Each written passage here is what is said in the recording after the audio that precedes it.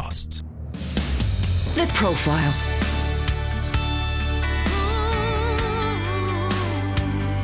You're listening to Premier Christian Radio. A very good afternoon. You're listening to The Profile here on Premier Christian Radio. This show is brought to you in association with Premier Christianity magazine. For a free copy, head to premierchristianity.com/free sample. Well, I'm Marcus Jones, and joining me today to tell their story is Simon Thomas. Simon seemingly had it all: a successful career as a TV presenter on Blue Peter and Sky Sports, a loving family, and a strong Christian faith. But on the 24th of November 2017, he describes in his new book, Love Interrupted, how his world fell apart. Just 3 days after being diagnosed with a rare form of blood cancer, Simon's wife Gemma died, leaving him to break the news to his 8-year-old son Ethan. His book tells his story of navigating grief and hanging on to his faith by his fingertips. We'll hear exactly how he pulled himself through later, but before we get to that, we took it back to the very beginning, and I started by asking him what life was like growing up. Certainly the first 10 years were pretty idyllic. We lived in Norfolk, the first 3 years in Cromer on the coast, where my parents now retired to. And then my dad was vicar of a church in Grimston, which is a rural parish just outside Kings Lynn. And we lived in this big vicarage amongst the fields. I just had a great time there, kind of those days of riding the bike around the village after school. The days seem to go on forever, hot summers. I think we just forget the bad ones when you look back. But I had an amazing time there, and I loved it. And, a lot of my best friends were churchgoers as well. So, Sunday school wasn't a chore. It was just like another chance to see your mates and hang out with them and stuff. And then we moved down to Surrey when I was 10, and that was quite a big culture shift, not just in terms of where you're living. We were kind of in Cheam in Surrey. So it's a kind of commuter belt, Reggie Perrin land as I call it, and suddenly I'm launched into the private school system to go to a prep school because it was founded for vicar's sons, so there's no way a vicar can afford private school. So I went on the free, and the cultural change in that, and it's an amazing church though in Cheam that Dad led for 13 years, and again a lot of my closest friends from that period of life, and I'm still mates with some of them, were guys and girls from my church. So church was a really important part of life, and I always say this: I'm really grateful to Mum and to Dad, although that was his job, and it did make him proud when his kids turned up to church rather than got to an age and said, "I'm not coming again." I knew that was important to him, but it was never, ever, ever forced on us that this is what you should believe. It was kind of, this is what we do believe as a family, and in time I was able to kind of work it out for myself. But I look back on my childhood and think, I was really blessed to have two loving parents who stayed together, to live in different places, experience different cultures and stuff. And I think looking back, I was pretty blessed. Mm. Well, do you remember a moment where it didn't become your parents' faith, it became your own? I remember a moment where it became very real to me, and I was age 7 at the time. And we were at home. It was a Saturday morning, and Dad had meetings. Why do vicars have so many meetings? But anyway, he had meetings. And it just rained all morning. We were going sort of stir crazy, and then we had lunch, and Dad was free in the afternoon, and the sort of sun came out. So he said, well, let's get in the car and go to these woods nearby called Massingham Woods, and let's go for a walk. And so off we went as a family, and we were walking through this big pine forest, and in amongst all the pine trees that are totally unclimbable. And I was at that age where I just want to climb every tree that's available, but you can't get up a pine tree. And there was this kind of big yew tree, and it was climbable, so I climbed up into it, and then eventually I sort of sat down in the yew bit with my legs dangling there. My mum was stood there holding my little sister Hannah because she was still very young, and then Becky, my next sister, who was 6 at the time, my dad was stood there, and it starts raining again. And Mum sort of looked at me and said, I think we should move to the other side of the clearing to get in the shelter. And we're kind of, that's ridiculous because we are already sheltered. And about a minute later she said it again, I think we really should move. And again we kind of, Dad said, oh, don't be silly, Chili, we're fine here. And then I can still, all these years later, I can still hear the tone in her voice. I can see the look in her eyes. She looked at me, and then Dad again said, we need to move now. And so I think to keep the peace, Dad said, come on, lad, get out the tree and let's move across, keep your mum happy type thing. And as we get across, probably 30 seconds later, in terms of what it sounded like a tornado jet was coming fast through the forest above our heads. And I remember looking up, and there's just this channel of fire above our heads and this ginormous explosion, and then a huge thud. And as the smoke cleared, the tree where I'd been sat in just a minute or so before, had been basically blown apart by what's called ball lightning. That happens quite a bit, particularly in Norfolk. And we ran crying, screaming back to the car. And some friends of ours from our church, some very close friends, came round and sat with us that afternoon because, we're traumatised. Why wouldn't you be? And we did go back later that night, and I've still got the picture on my desk of us stood by the tree looking at what had happened. And our friend Rosemary asked Mum, why did you feel you should move at that point? Because there's no sense to you needing to move. And she just said, I just heard a voice that said you need to move, and you need to move now, and I just believe it was God. And at that moment, some people might think that's just an amazing coincidence, but at that point, it became real. I felt there was this God out there who was looking after us that day for whatever reason. He protected us from what was going to happen. And years later, I remember speaking at a church, and the guy who led the church came up to me afterwards, and I didn't talk about this story at all. He just said, I was on Blue Peter at the time, so I just want to pray for you. And as he was praying, he just said, I get a sense that something happened to you when you were young, when you were 6 or 7, that gave you a really stark reminder in a very real way that God is real. And I said, I nearly got killed by lightning. And I still have that picture on my desk. And when I've had those moments with everything that's happened in the last 19 months, sometimes I look at that tree and remember that God was there that day, and he's actually been there ever since. Perhaps we'll come back to that story a little bit later. Just a little story just to get us going. I think it's fascinating. So you did decide a career in media, TV. Where did that desire come from? Well, I used to get asked about that in terms of Blue Peas, like, was it a lifelong ambition? Being honest, I used to watch the show as a kid and think that would be an amazing job. I didn't ever sit there, if I'm being honest, and think I would ever do that job. But it was really at university. I went to Birmingham University in the early 90s, and we had an internal TV station called Guild TV. I mean, the output, utterly awful looking back, but they had a proper studio because Pebble Mill, which was the old BBC studios in Birmingham, long gone, but they got a lot of second-hand equipment from there. So they built a proper studio with a proper gallery and 3 cameras, earpiece, mixing, and it was all there. Pretty low rent, but it was there. And I started doing a programme on a Friday lunchtime, watched by nobody, went out in the Guild. The days before flat screens, it was just little portables everywhere. It was on mute, called The Lunchbox. And I just got a bug for it. I really enjoyed it. I enjoyed the thrill of doing live TV, even though no one was watching.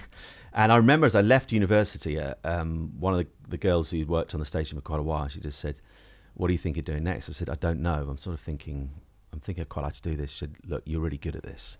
I think you should go for it. And I said, I think I'm going to go for Blue Peter because that's, for me, the best show out there. And, it was a 3.5-year journey in the end. I remember going back to my parents' house in Beccles. Dad had moved from Cheam to Beccles. That was where he had his last parish. It was a blisteringly hot day in July, I think it was, in the summer of 1995. And I've got a book on how to become a TV presenter, written by Toby Anstis, who'd done CBBC, he's now on Heart, I think. And I knew I had to make a showreel tape, and I wanted to write lots of letters to different TV production companies and TV stations to see if I get some work experience, just to get my foot in the door, start meeting the right people. And I had my list, my kind of hit list of people I was going to write to. And I just thought, crikey, I haven't really prayed about this. This is perhaps just a fanciful dream, and I'm about to, I don't know why, I'd just give myself 3 years to make it. I'm about to waste 3 years because God might not actually be in this. So I thought, right, I'm going to pray about this. And so I remember sat in the room I used in Suffolk in Beccles and just prayed, and I just said, God, I just need a sign as I begin to writing these letters and I begin to think about a showreel tape. I just need to know you're in this, that this is the direction you want to take me. And about an hour later, Dad had gone out and got on his old crusty Apple Mac as it was at the time, and was about to start writing the first letter, and I looked to my left, and Dad has got this sort of pile of Christian magazines, and I can't to this day remember what it was called, the magazine, but I remember seeing on the front the kind of side sub-headlines of the articles inside. It was one saying why we need more Christians in the media, and it'd be written by Steve Chalk, who I then end up working for a few years later, and Pam Rhodes, who was doing Songs of Praise at the time. And it was one of those moments, I don't know if people listening or watching this have sat in church or at a big Christian event or whatever it might be, and as that person up the front speaks, you feel like you're the only person in the room. Like, that talk is just for you. And it felt like this article had been written just for me.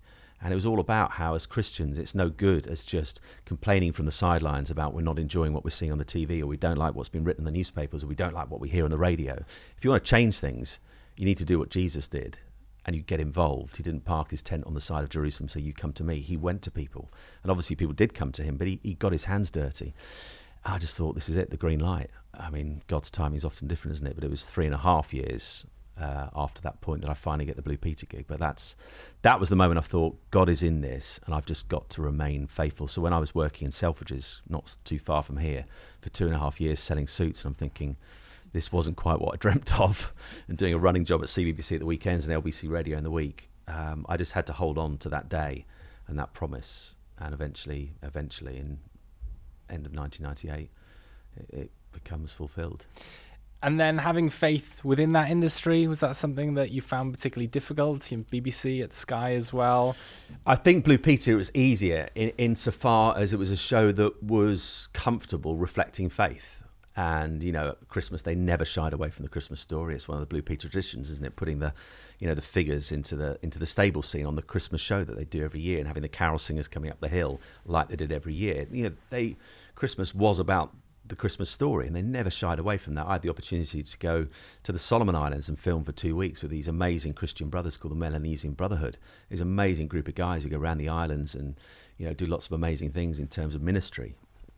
And I was able to speak quite openly in that film about my faith. As I kind of wrapped up the film at the end and reflected on the 2 weeks with these guys, I was able to talk about my faith. It's more difficult when you're presenting Manchester United against Tottenham to talk about your faith, because you can't really come on air and say, welcome to Old Trafford, big game this Saturday lunchtime. But before we get going, Graham Souness and Jamie Redknapp, let me just tell you, God loves you. He loves you and he's died for you.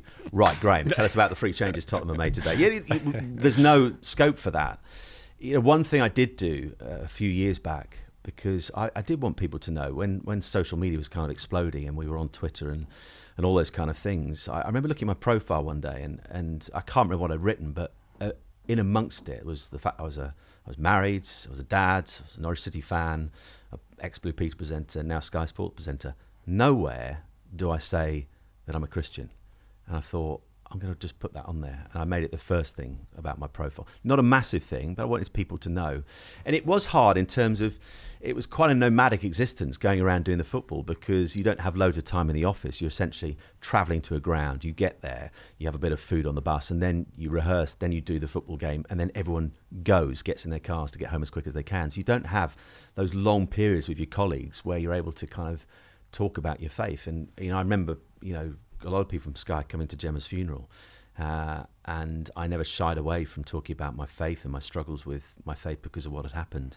And quite a few came up to me afterwards and said, you know, I feel bad that you didn't feel you could talk like that when you were working with us. And part of me felt sad that maybe I hadn't, but, you know, it was always there, but it was a harder environment in which to be kind of open about your faith.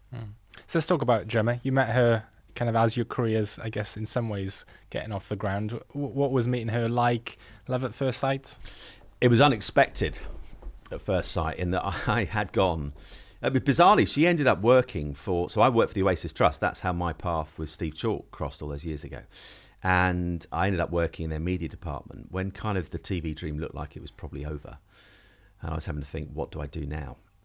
And anyway, cut a long story short, Richard Bacon does something naughty, the door opens, and somehow I land the job. So I end up doing that. And a year or two later, Gemma ends up doing the very job that I was doing at Oasis.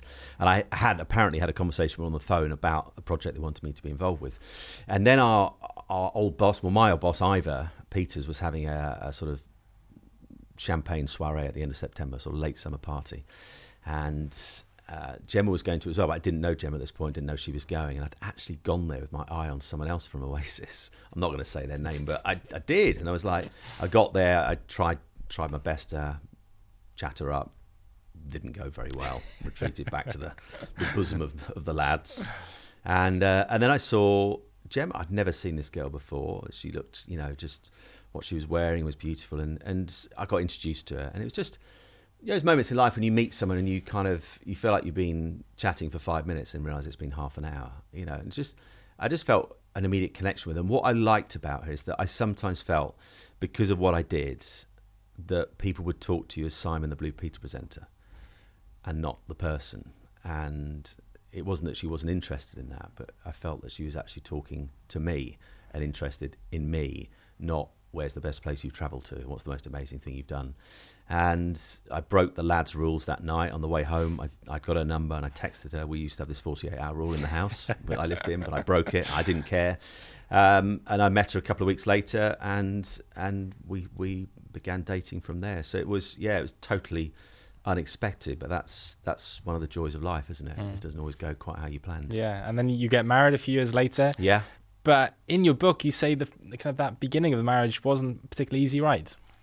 No, we had to put up with, for want of a better phrase, endure some quite tough stuff. Gemma had a physical problem that meant, in terms of consummating our marriage, we couldn't for the first few months, and it was desperately hard for her, in particular, because she felt less of a woman because of it. And without going into too much detail, she had to have an operation quite early on, and for the first 8 months of our marriage, we're actually not too far from where we sit here. We're going to counselling once a week, sometimes the two of us, sometimes as individuals. Not the kind of thing you dream about doing in the first few months of your marriage. You don't, but it's one of those things that it's either going to sadly push you away from each other, or you just say, we're going to get through this. And that was kind of our attitude, is, look, it's not perfect, but then what in life is, and we just need to get through this. We will get through this. And I think going through that and other experiences that came along did make us stronger, because we were having to deal with what I describe as storms pretty early on. And you shared a faith. Was that important at that time? Yeah, definitely, because I think when you are really struggling and you're struggling to work life out, at least when you've got faith, you've kind of got that reassurance that somewhere in all this, God is somewhere in this, and that He will, kind of bring us through this. And just being able to get prayer for stuff from members of our home group or whoever it may be was really important, in terms of just when it was really tough, just holding on. So your boy Ethan comes along a little later. What did it mean for you personally to become a dad? Everything. Absolutely. That day he was born in the September of 2009 in St George's, Tooting in London. You're a parent yourself, and parents listening, you can't describe it. You cannot describe the time you first hold your child. It would have been a bit spectacular, because Gemma's labour was quite long, and to try and push things along, the midwife asked her to hover over a loo, and he literally burst into this world down a toilet. The midwife performed a wonderful slip catch, and then you're handed this. There he is, and I can't describe it. Just this incredible, just love you feel instantly, because I think before you become parents, you're a bit worried about, am I going to have enough love? Am I going to be able to do this? But as soon as you hold your own flesh and blood in your hands, you're just like, it's instant. I just adore this boy. I remember looking into my boy's eyes, and no one can prepare you for that moment. No, and they gaze back. He is mine. Yeah. He is from me. It's something quite powerful, isn't it? It's utterly amazing when you think about it. We will talk about Ethan, I'm sure, when we come on to the book, but what does he mean to you now in terms of, he's now 9? Yeah, 9. Yeah. The impact that he's had on your life over kind of the past decades, what's that meant to you? Everything. The relationship I have with him now, it was always really, really good, but it's now remarkable. I describe him as my son, but also my best friend. We're like mates as well as father and son. In the book, you talk about the periods after you're married and you work in. You come across this issue of depression. Give us a sense of what it first felt like to realise that you had a battle on your hands. Well, I had 2 bouts of it, and the first came a few years back, and it was after we had the second round of IVF. So we found out after having Ethan, and we began to try to have another kid, that Gemma had a very serious fertility problem that meant her chances of conceiving naturally were very, very remote. So we looked into IVF, and we decided we'd give it 2 goes. And the first time it didn't work. The second time it did work, and Gemma fell pregnant, but very sadly only a month later she miscarries. And at that point we knew our dreams of Ethan ever having a brother or sister are gone. Hugely, hugely difficult for Gemma, because again she felt it's another physical problem that's mine, it's my fault. And I didn't deal with it very well, not in terms of her, but kind of my own anger and bitterness, that because we live in an age where, not just physically, but in terms of online, we're very aware of whether when other people are having kids, the scan photo goes up, or huge celebrations, kid number 4 has arrived. And our perception is that our friends are popping out kids like a a cash dispenser pops out £10 notes. The truth is, it's not always like that. But I had that hugely angry, bitter period where I just couldn't stand to hear news of anyone else falling pregnant. And I think it drove me to quite a bad place. The counsellor we had after that failure, that miscarriage, said, Simon's in his cave. And she said to Gemma, you kind of need to leave him there until he's ready to come out. My problem was I stayed in there too long. And as I did, I went into a much darker place. But with that bout of depression, the first time I'd felt it, it's deeply disconcerting. You feel very, very isolated, very alone, that no one else is feeling like I'm feeling, that kind of struggle to get out of bed in the morning. But somehow I managed to keep working throughout that period, because I just found that in a bizarre way, going on air, which for people watching and listening will sound weird if they have no experience of ever being sat in front of a camera, how can that be your kind of release from it? But it was, because when the red light went on and the count in your ear went down to 1, we're on air. It's like a switch went bang. And it was my kind of holiday, my time away from everything I was feeling.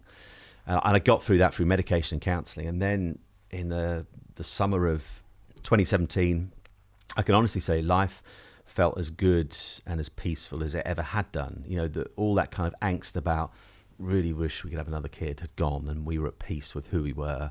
And we were enjoying life. I'm in the second season of doing the Premier League on Sky. That was the dream job when I arrived at Sky in 2005, was to get to do the Premier League. And I finally got there. Second season, here we go. And suddenly, out of nowhere, in sort of late September, I felt my mood changing. And interesting, talking to Gemma's mum, Wendy, in the last few weeks, she talks about how Gemma had picked up on something quite a lot earlier than I had, and said she was actually worried about me. And this was back in August. And I felt my mood darkening a little bit, but I couldn't really put my finger on why. But then this anxiety came into play that I'd never experienced before. Suddenly, my job became my worst enemy. And it then, over time, over those next few weeks, develops into panic attacks before going on air. I still managed to get on air. And actually, my boss, in the weeks after Gemma went, when we talked more about what I was going through in that period, he said, do you know, the bizarre thing is, when I've watched those games back, where I know now what was happening to you before you went on air, your performance levels, if anything, went up a level. I just said, well, that's just the remarkable thing about the brain. But it was such a disconcerting period, because everything you felt sure about in terms of my ability to do the job, I suddenly feel like I can't do it, and my job's now becoming my enemy. And it's a horrible place to be, and everything you felt was sure in terms of the foundations of life just feel like they are completely wobbling, and you don't recognise yourself anymore. And the scary thing is, you think, I don't know how I get out of this. So I guess people are a little bit more educated now when it comes to mental health, but there will still be some in the church who'll say, can't get depressed, you're a Christian, you've got the joy of the Lord, that's your strength. What would you say to those people? I'd say they're talking rubbish. Sorry, I'm just going to say it. They are, because that's like saying you're a Christian, so, you know, people don't die young. Well, they do. They do. And it's like saying, well, you're a Christian, you know, you shouldn't have cancer. People get it, because we live in a broken world, and God does not promise us freedom from that. He doesn't. He promises us a whole host of things. He promises, in the face of death, eternal life. He gives us hope and so many things. But he does not promise us an easy road if we decide to follow him. And that maybe for some Christians listening, that road has been really difficult, because, you know, they have suffered with depression or anxiety or panic attacks or whatever it might be. God doesn't promise you that that's not going to happen. But what you know is that his promise that I will be with you to the end of time is true. And even in your darkest moments, the God I believe in still sits alongside you and never leaves your side. And that gives you, even in your darkest moments, hope, which is everything. You know, if you're going through grief or whatever it might be, to have hope is massive. But yeah, there are lots of Christian leaders out there who may not admit it, but I know they've suffered with their own mental health issues, and it's actually far better for us to be real about this kind of stuff than pretending it doesn't happen and trying to argue in some bizarre way that it's you're a Christian, so you should be all right. Because, yeah, God did not ordain us to feel like this and to experience these problems, but this is the problem. When sin entered the world, so did all these kind of things as well. With that in mind, then, for somebody who's listening now, they'll be at church on Sunday, you know, despairing. I don't want to tell people that I'm going through this difficult time. What would be your advice to them? My advice would be, find someone you trust, you know, someone you know that you can tell some tough stuff to, and please do tell them. The worst thing you can do, I did it for quite a while the first time I got depression, I really kind of suffered in silence. Gemma knew what was going on, but really my friends didn't. And that means that in your really toughest times, that feeling of loneliness and isolation becomes even more pronounced. And, when we draw into really isolated places in life, actually they can be quite dangerous places to go. And I just say, just find someone you can reach out to and just tell them what's going on. Because I found that the most therapeutic thing for me, as well as, counselling has been hugely beneficial. It doesn't work for everyone, but it really works for me. I still see a grief counsellor every single week. I'm 19 months on from losing Gemma, but I still find it enormously helpful. Even on the weeks where I go in there thinking, actually, I don't know what to talk about this week. But we always find something. But it is so important to know you're not alone, and it's really important to be able to talk about it. I think we're too scared, both Christians and non-Christians, with the whole word vulnerable. And we don't want to appear vulnerable. We want the world to see the other side of us. But actually, I believe there is huge power in being vulnerable and open and honest about how you're feeling, because you will draw strength from that you never knew you had. You're listening to The Profile here on Premier Christian Radio in association with Premier Christianity magazine. For a free copy of the mag, head to premierchristianity.com/free sample. We'll continue our conversation with Simon after this. Premier Christianity magazine. In this month's issue, former Blue Peter presenter Simon Thomas had it all. A successful TV career, a loving family and a strong faith. But when his wife died, his world fell apart. In the latest issue, Simon talks candidly about grief, unanswered prayer, and why death is not the end. Plus, R.T. Kendall writes on the silent divorce between word and spirit. Nick Page tells us why questioning the Bible is a biblical thing to do. And the best-selling Christian author Philip Yancey shares his insights on the state of the global church. for your free copy, visit premierchristianity.com/free sample. World-class Bible teachers, including Albert Mohler and Alistair Begg, are coming to London. Ligonier Ministries' first ever UK conference is taking place this September, and you can go free. You'll get 2 tickets worth £118 completely free of charge when you subscribe to Premier Christianity magazine. Subscribe now and get your free tickets to the Light of the World conference at premierchristianity.com/subscribe. The Profile.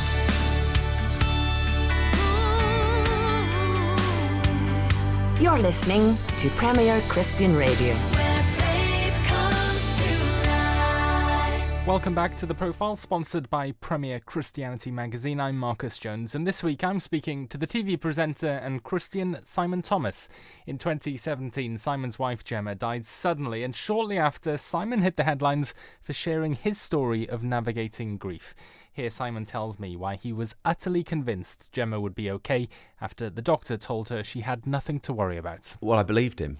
I think because I'm in the midst of this depression and anxiety and panic attacks, is I know, looking back now, I wasn't seeing things with the clarity I probably would have done. Whether that would have changed the outcome, I very much doubt it. I look back on those moments and feel a huge, still now, sense of regret, but I've learnt to let go of it, that I wasn't seeing things the way I see it now. But then, in the same way they say hindsight is a wonderful thing, it's also equally a horrible thing when you look back and go, oh, I should have done that.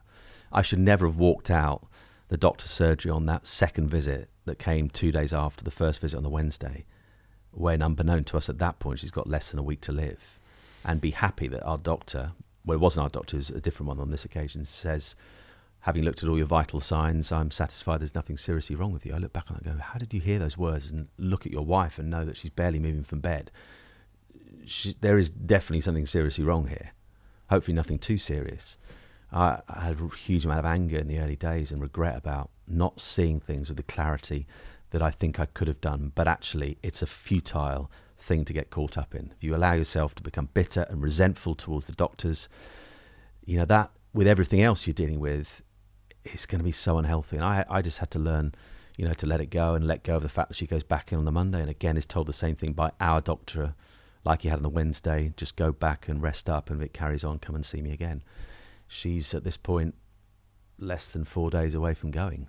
So you get some advice from some friends who are medics, and you end up in A&E, and you quickly get transferred to another hospital. You say in the book that you were utterly convinced she'd be okay. What gave you that belief? I think it's that. I think there was a degree of there's that shock.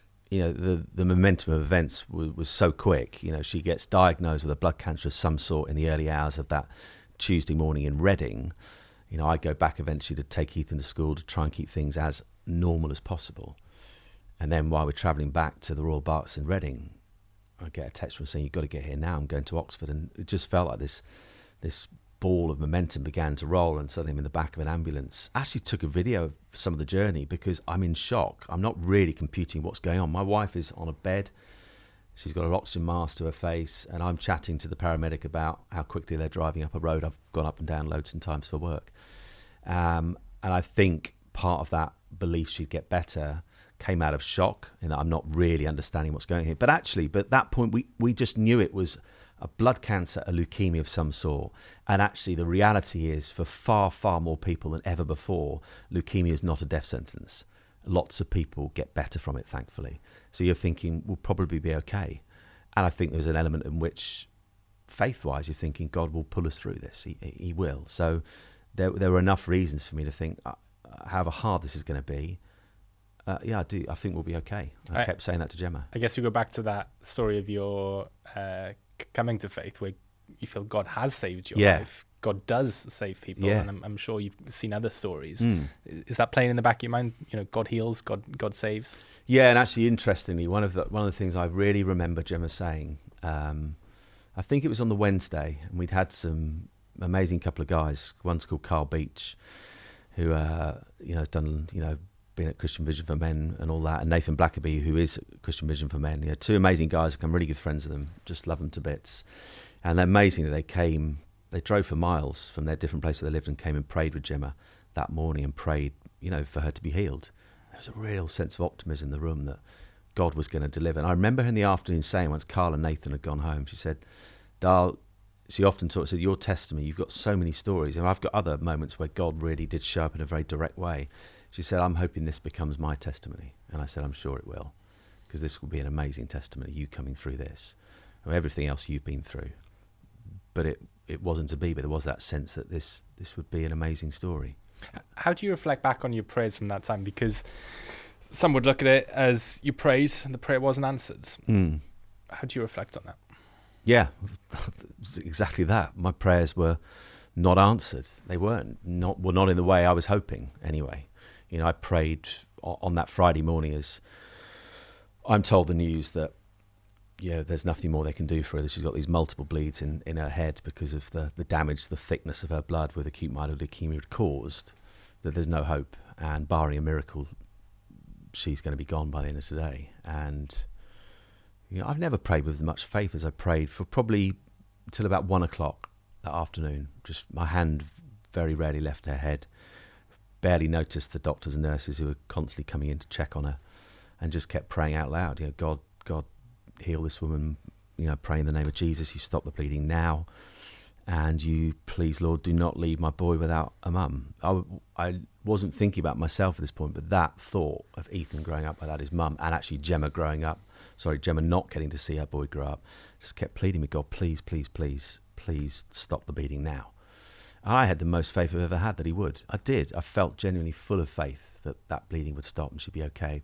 But at 1:00, I felt this sense, it's not going to happen. It's not going to happen. And interestingly, just a few weeks later, I went back to the hospital to sit down with Gemma's consultant, because the speed of events of that week, and in particular that day, was so confusing and bewildering that you really didn't appreciate why what was happening. So I went back just to find out, well, what did happen? Why did this complication occur? And we talked to him, and I just said to him, "Can I just ask you something, Andy? If Gemma had recovered, if, say, at 1:00 my prayers had been answered, what was the outlook for her?" And he said, I'm very sad to say, but by that point, she'd have been so brain damaged by what was happening in her brain that she'd have been unrecognisable from the Gemma you knew. And I thought, isn't that interesting that I had that sense at 1:00 that it was time now to say goodbye, and use those last 4 hours as it was to say goodbye and speak of stories of when we met and loads of stories about her and Ethan and everything.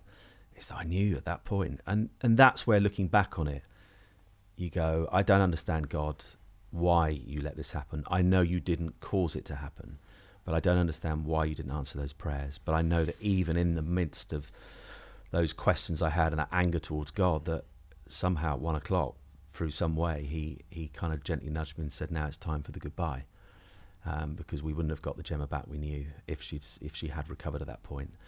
And he was in the room that day, and I did find it hard in the days and weeks afterwards when, bless them, it's not just Christians, but lots of people say they're trying their very best to say the right thing, but they end up saying something a little bit trite and platitude-ish. Maybe that's a word.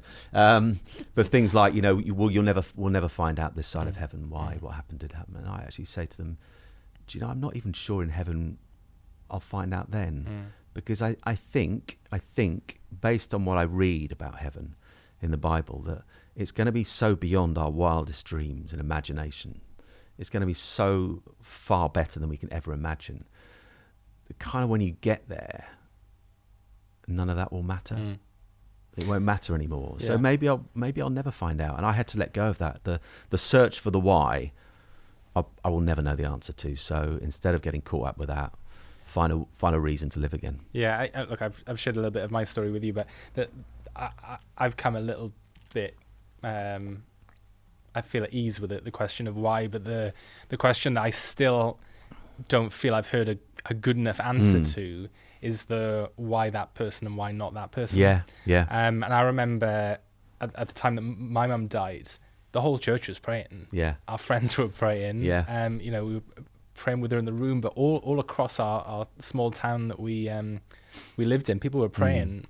And nothing happened. And then when I was a teenager, we were living in Coventry, and a young lady in the church fell ill with leukemia, and the whole church prayed. Yeah. And her prayers were answered. Yeah. And the church rightly celebrated that God had intervened. Yeah. But nobody has given me a good enough answer to this day. And I still ask the question, some 25 years on, why did he not save my mum, but he saved that other lady? And I don't think you'll ever get an answer to that question. I remember when I was younger reading a book called Fear No Evil by David Watson, who was a very prominent Christian figure in the 80s. I think he was at St Michael of Belfry in York. Amazing ministry he had there. He was a big favourite of my dad and lots of people at our church at the time, and he got bowel cancer and died from it. And I remember reading his book many, many years ago. I might actually read it again because I found it fascinating, that very question. Here's an amazing Christian leader who's humble, who's wise, who's doing some incredible things, has got this wonderful ministry that's blessing so many people. He's got armies of Christians praying for him. He's got people like Louis Palau, the great Christian leader, coming to his bedside to pray for him. If ever you were putting all the things in line to get healing, they were all there for David Watson, but he died. He died and his ministry ended. I mean, the after effects of what he did carried on, of course they did, but in terms of his physical ministry, in terms of David Watson being here, ended. And he sort of put the book down and go, I don't get it, God. I don't get why you've not intervened here, and yet you have in other people. And, some friends of ours have just come through a really scary few months, and one of my closest friends' husbands just come through lung cancer, and he was able to ring that bell on the ward that signals he's through, he's come through the other side, and lots of people were praying for them. And I'll be honest enough to admit, of course, ultimately, I wanted him to get better. Of course I do. I want it more than anything. To see, I don't want to see my friend, made a widow in her early 40s. But also it was hard because, of course, when it was announced that he'd come through it, you look at the Facebook posts and all the comments, God is good, wow, what an amazing God we have. And you do look at it and go, he wasn't so amazing for us. He really wasn't.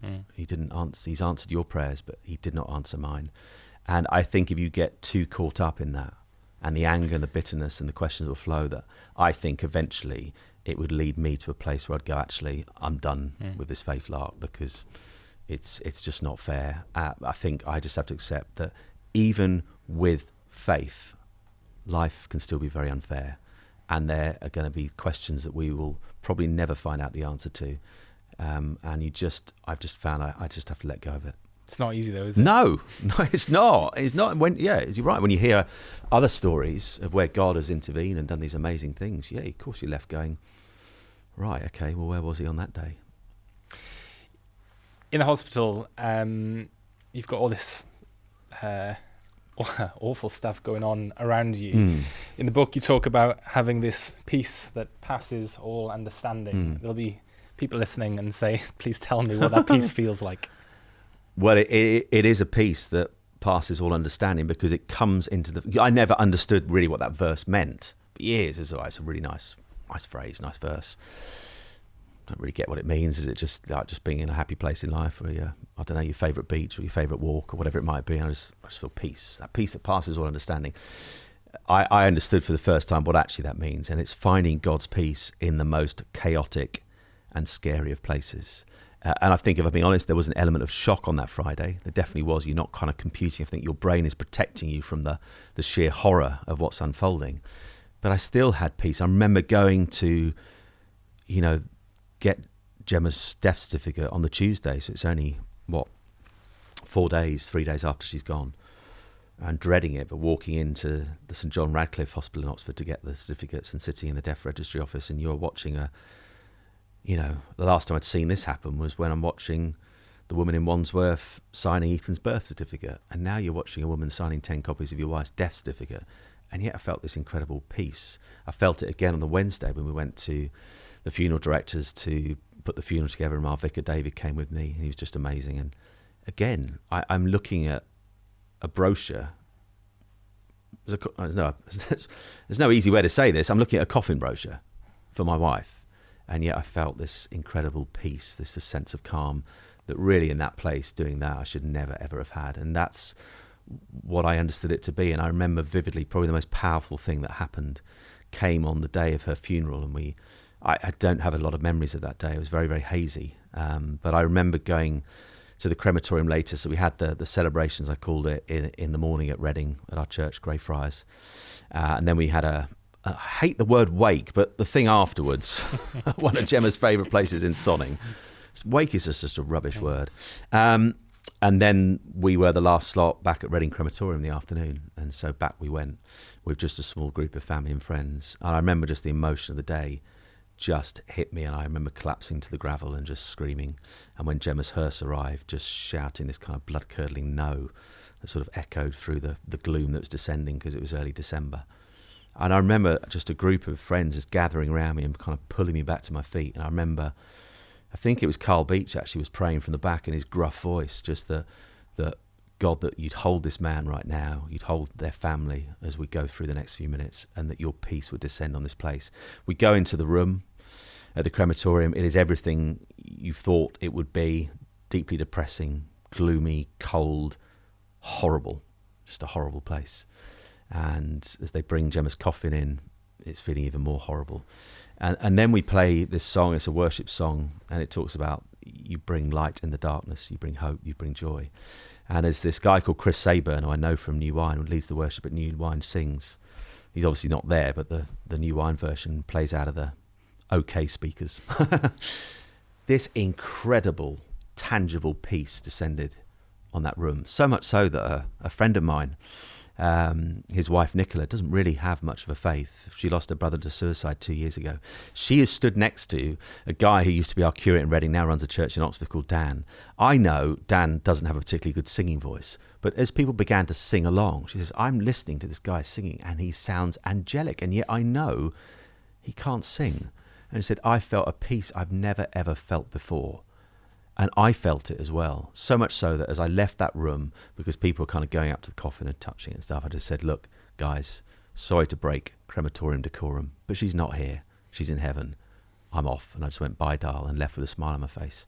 Now, I'm not going to say everything after that was easy, because it was deeply, deeply difficult. But in that moment, in that most hopeless of places, this incredible peace descended that is even having an impact on people who wouldn't even say they've got a faith. That's the peace that passes all understanding.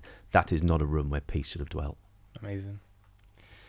You talk about a moment in the book where it seems to be you're at your lowest, whether it be a few weeks or a few months on, and you talk about vividly feeling the presence of Jesus weeping beside you. Yeah. This really kind of struck me.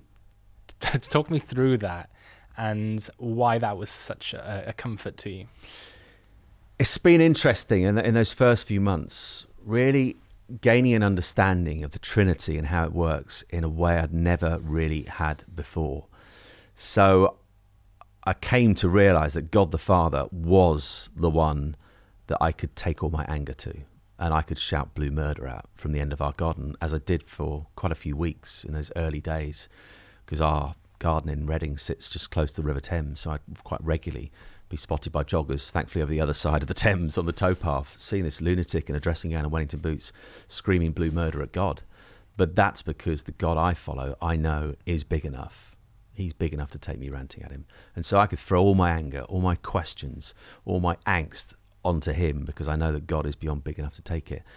God, the Holy Spirit, is the one that came alongside us in the crematorium that day and brought that peace that passes all understanding, that peace in the most chaotic of places. That's where the Spirit works. And I was like, crikey, I'm beginning to understand this in a tangible way for the first time. I kind of known it, but now I'm feeling it. And in terms of God the Son, and that story you refer to came, I think, on the second Saturday. And, you know, as anybody listening or watching who's gone through grief, probably most people will know that sleep becomes your enemy for a while, and it really does. It just shakes your world up. And I can never stay asleep, so I was always awake from sort of 2:30. That was bad. 3:30 was all right. 4:30, I considered in the early weeks to be a lay-in. It was that bad. And I just, one Saturday morning, been up since about 2:30. And I was just sitting in our lounge, just sort of crying, and I just felt broken, absolutely broken. And I thought, I'm just going to take myself for a walk. My sister Becky was staying, had come down. I thought, I don't want to talk to anyone right now. I just sort of walked down the garden, went through the gate at the bottom of the garden, and went to sit by the Thames. I just sat next to a tree. You know, and for a time when anybody goes through loss, there is a period you go through where it does feel like all the colour has been drawn out of life, that everything's become black and white and hopeless and joyless. You can't ever begin to imagine a day where you'd ever feel joy again. And you don't want to, because you feel, well, if I feel joy again, then I've forgotten the woman I love. But I remember sitting by that tree and just thinking, there is no joy left. This landscape, this land I now inhabit feels totally devoid of any hope.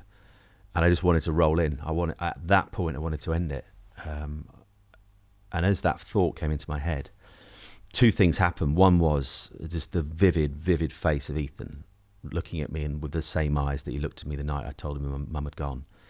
But I actually felt, I could just sense this presence alongside me, and it felt like I could almost see Jesus just sitting next to me, and he's not saying anything, but he's weeping tears with me. And that's God the Son. God the Father is one I can shout blue murder at. God the Son is the one, as he did in the Bible, is the one who gets alongside the brokenhearted. He gets alongside the people who are difficult for others to get alongside. And just knowing that he understood, he understands, he endured what it's like to experience true darkness where there is no light, in order that we never have to quite experience that. And to know that he understands that. And I just felt him that morning alongside me. And it gave me the strength to get back on my feet and walk back into the house and go, somehow, I'm going to find a way through this.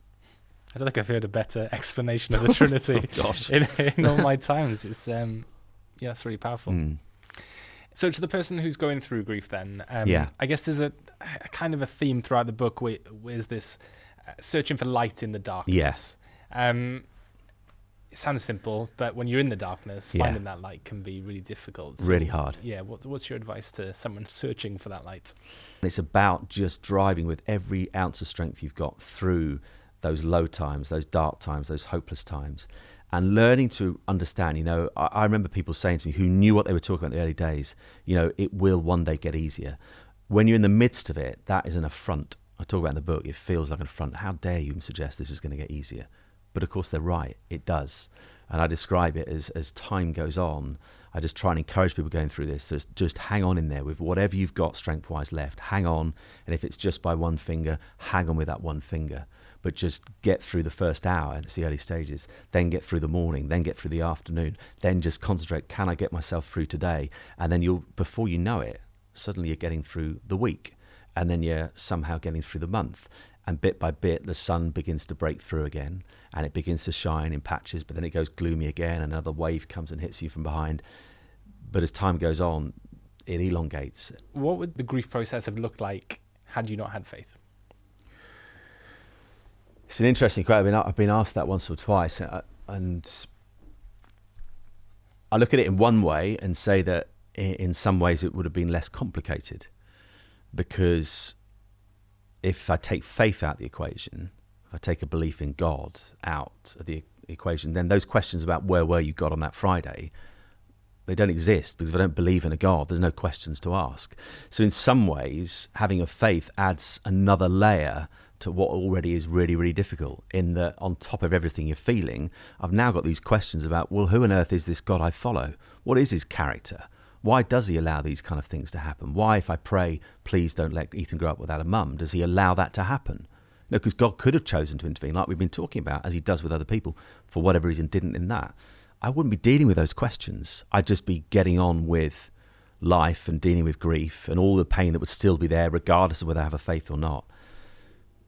But I can't imagine going through this without hope. I can't. I cannot imagine what it must be like to lose your loved one and to see your boy lose his mum and to know there is no hope of him ever seeing mum again. There is no hope of life after all this. I don't know how I'd have navigated it. If I take God out of the equation, a lot of that hope dies. And I quite simply don't know how people deal with death and with grief when essentially they don't have any hope of this being anymore. And there's one line I wrote in the book, the hymn, Thine be the glory, where it says, death has lost its sting. And I remember seeing that line and thinking about it when I was writing, and I thought, you know what, death hasn't lost its sting.